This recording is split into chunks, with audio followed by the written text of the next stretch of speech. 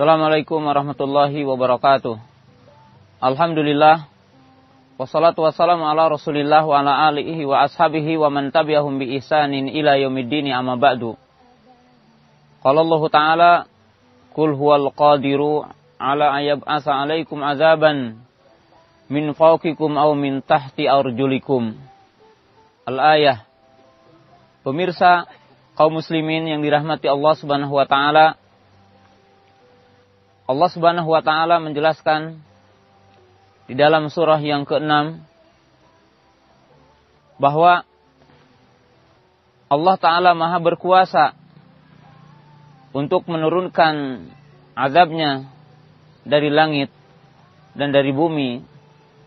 Seraya Allah Ta'ala berfirman, Qul huwal qadiru ala ayyab'asa alaikum azaban min fawqikum aw min tahti arjulikum. Dialah Allah Subhanahu wa taala yang maha berkuasa untuk menimpakan azab kepada kalian dari atas langit dan dari bawah bumi. Kemudian Allah Ta'ala menutup dalam ujung ayat dengan menjelaskan kepada kita, wa nusarriful ayati la'allahum yatafaqahun, dan kami memperlihatkan ayat-ayat kami agar kamu menjadi faqih, menjadi alim. Pemirsa yang dirahmati Allah Ta'ala, kita mengetahui satu kejadian di tahun 1982, satu kejadian yang sangat dahsyat, yaitu meletusnya gunung Galunggung yang mana saya hari ini berada. Kejadian yang agung ini yang merupakan pertanda keagungan Allah Subhanahu wa taala berupa azab yang Allah Ta'ala turunkan dari bumi, berupa azab yang diturunkan Allah Ta'ala dari muka bumi. Maka ini memiliki pelajaran yang sangat agung. Yang pertama, agar manusia mengetahui kebesaran Allah, agar manusia mengetahui keagungan Allah Ta'ala. Sehingga di dalam ayat itu Allah berfirman, Qul huwal qadiru ala ayyab'asa alaikum azaban min fawqikum aw min tahti arjulikum. Di mana yang pertama, Allah Ta'ala menurunkan azab dari langit, seperti hujan, petir, kemudian hujan batu, dan yang lainnya. Kemudian Allah Ta'ala mengadab manusia dari bawah bumi, seperti gempa bumi, tsunami, dan sebagainya. Hal itu memiliki hikmah yang sangat agung. Di mana yang pertama, agar kita mengetahui kebesaran Allah Subhanahu wa taala. Kemudian yang kedua, agar kita mengetahui nikmatnya keamanan dan kedamaian. Karena tidak sedikit manusia sebelum mendapatkan musibah, sebelum ditimpa adab, maka dia tidak merasakan nikmat aman, nikmat damai. Tetapi tatkala dia melihat kekuasaan Allah berupa adab dari langit ataupun dari bumi, maka baru dia merasakan begitu indahnya kenikmatan, begitu indahnya kedamaian. Sehingga dengan itulah manusia akan bersyukur kepada Allah Subhanahu wa taala. Dengan itulah Nabi Ibrahim alaihissalam ketika berdoa kepada Allah Ta'ala meminta rizki, maka beliau meminta kedamaian, meminta keamanan, seraya berkata, Wa idh qala Ibrahimu Rabbi ja'al hadha baladan amina warzuq ahlahu minas samarati man amana minhum billahi wal yaumil akhir.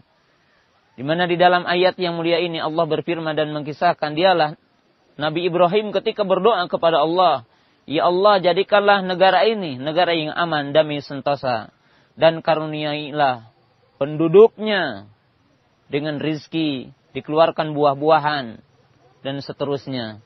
Maka di sini menunjukkan nikmat kedamaian, nikmat keamanan. Yang ketiga, di antara hikmah Allah Ta'ala menurunkan azab kepada hambanya.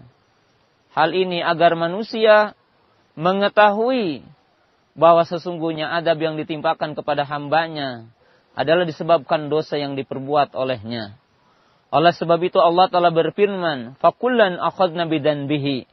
Sesungguhnya kami mengambil bagi setiap kaum, bagi seseorang, artinya diadab, ditimpakan musibah kepadanya. Hal itu dengan sebab dosa yang dia perbuat. Ikhwatu iman yang dirahmati Allah Ta'ala. Maka seorang mukmin, seorang muslim, ketika dia ditimpa musibah, maka dia mentadaburi dirinya.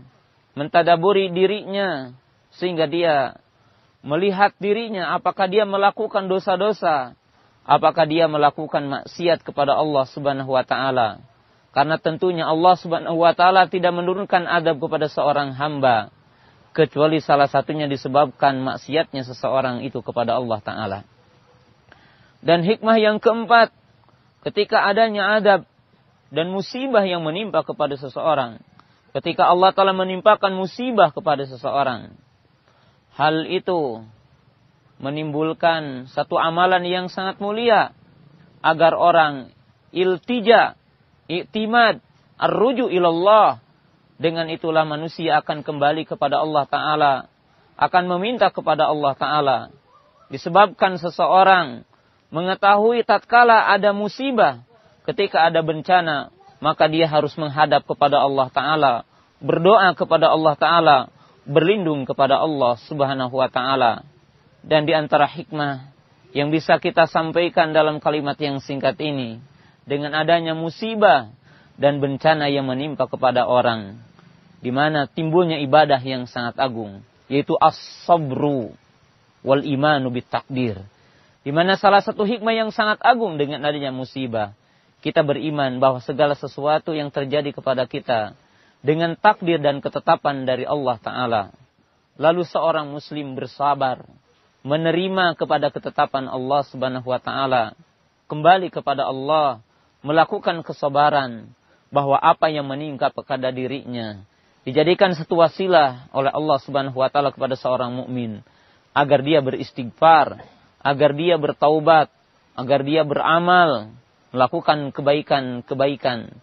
Kaum muslimin yang dirahmati Allah Ta'ala, Allah Ta'ala tidak menciptakan sesuatu kecuali di belakangnya ada hikmah, baik perkara yang baik ataupun perkara itu jelek.